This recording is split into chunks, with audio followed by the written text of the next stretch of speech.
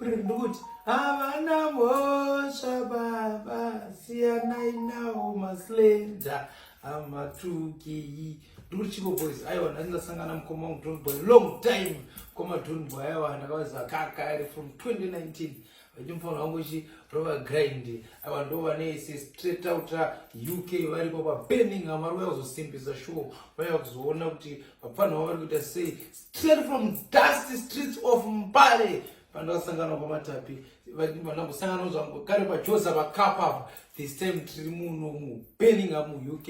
Saka tell a friend it's gonna be fire. Wese ndroti mwe mufollow page ramkoma Don Boy enda pa Facebook ungonotarisa kuti vanyatitaura madetails vamwe ndingavhiringi mukoma unofollow ipapo for more updates yemangoma ngoma yema-artist yamuchada kuzotipa ufollow ipapo vana. Yeah. Wagwan people, this is Don Boy Genius alongside my youth Ndunge youth from long time ago.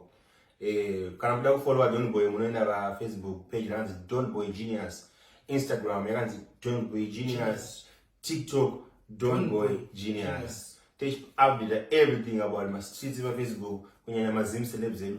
Tinenge chipo comment zvinhu positive, no negativity. Right now tu munofara, kuna votes, kuna bling for. Confused. Baba Divanti. Mchanakiri. Timbinga wezi mufara. Saka pomboda mnaninga ne budget izozo. Ukani onane baskoro ndenge ndine budget izozo saka muzandishora. Oyo.